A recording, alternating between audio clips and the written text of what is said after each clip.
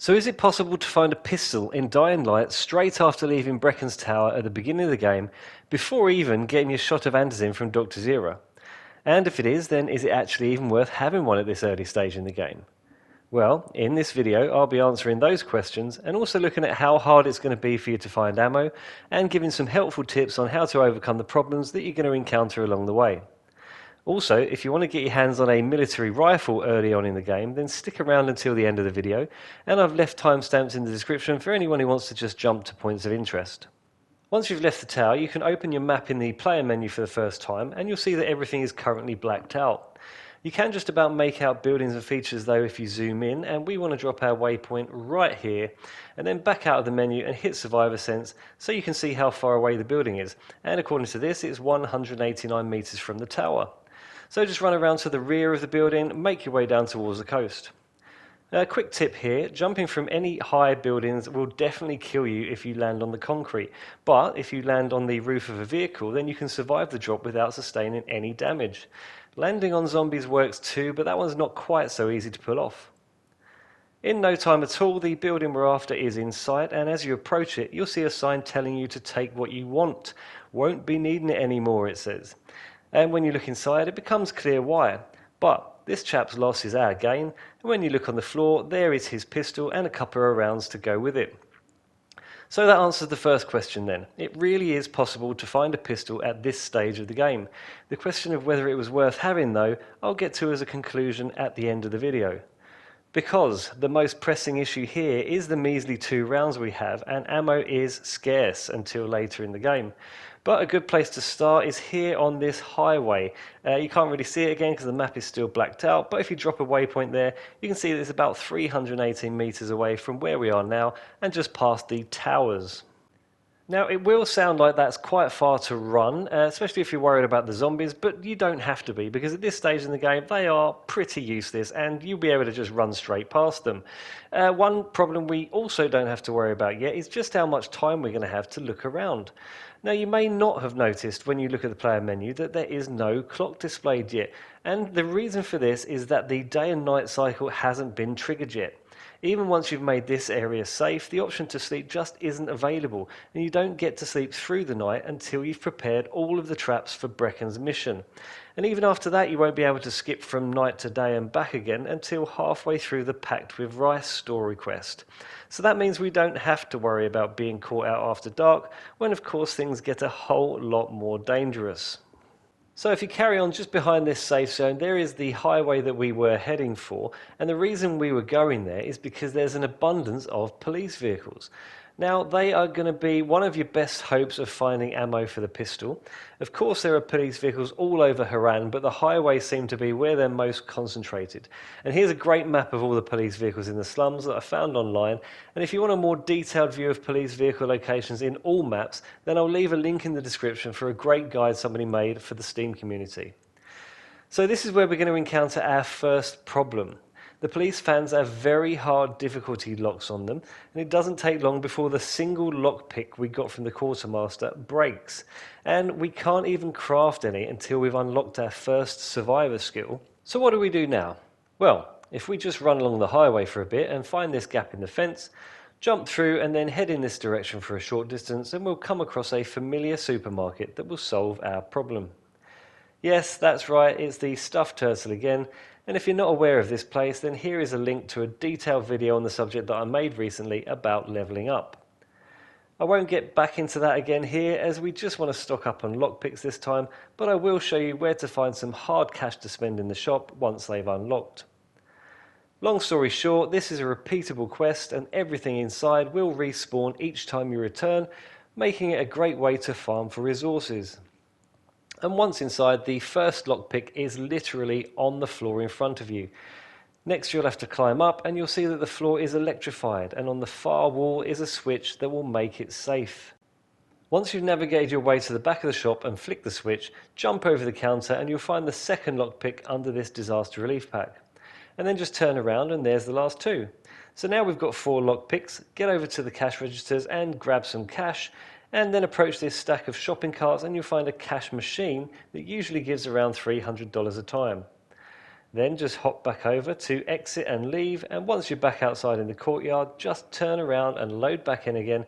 Do this a dozen times or so and you'll have plenty of lockpicks to start searching those police vehicles. But this is where we encounter our next problem. Every police vehicle location is of course surrounded by zombies, and we don't have any decent melee weapons yet, and haven't unlocked any combat skills either. All is not lost though, as there are normally things around that you can use against them without any weapons or skills.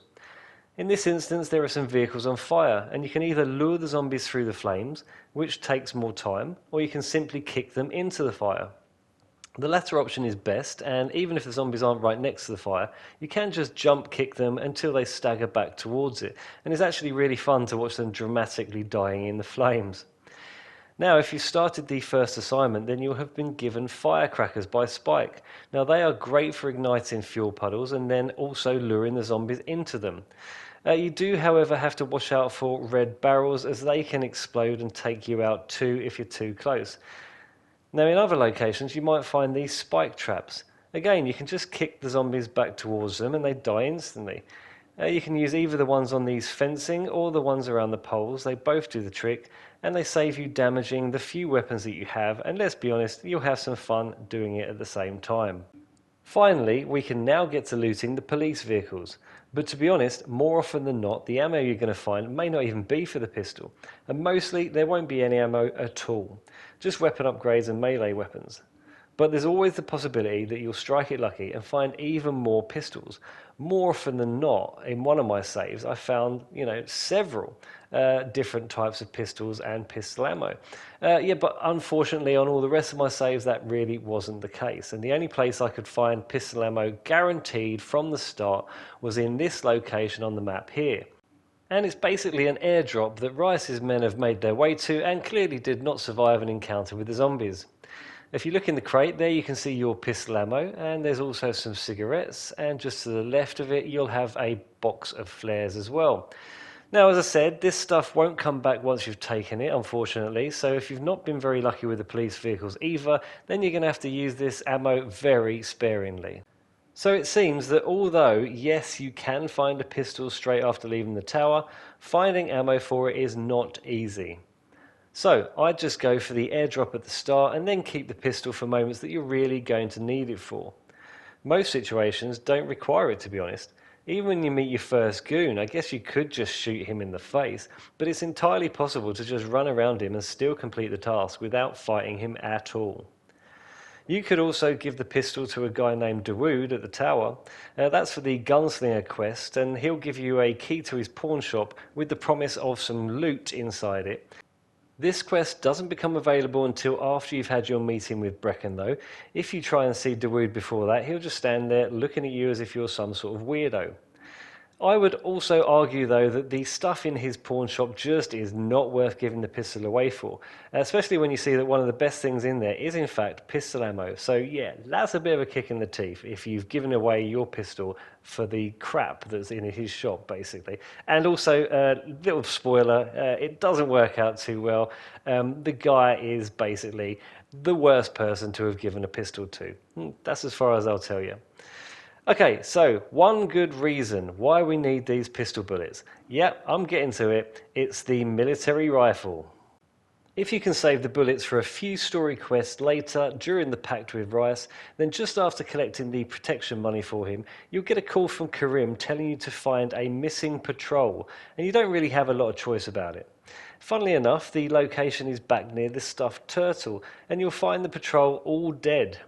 When you start turning them over, a guy starts firing at you from the roof of the building, and of course the pistol is the best way to get rid of him fast. Once he's dead, jump up onto the canopy using the van and jump across the roof of the building to add a very welcome military rifle to your inventory. And this will now become a safe zone for future use. Also, once you've used it to skip to night and survive till morning, a trader will appear in here, making it a perfect place for when you're farming the stuffed turtle. And you'll also see on the way out that the mesh around the rooftop has also gone, making it easier for you to get in and out of the place. And finally, once you've unlocked level 9 survivor rank, the shops will now sell ammo and even more guns, making life much easier when it comes to keeping those firearms fully loaded. If you're not aware of how to level up your survivor rank fast, then please click on the link for my detailed video on that subject at the end of this one. So, if you've watched all of this video, I thank you, and please don't forget to leave a like and subscribe to my channel, and I'll see you on the next one. Cheers.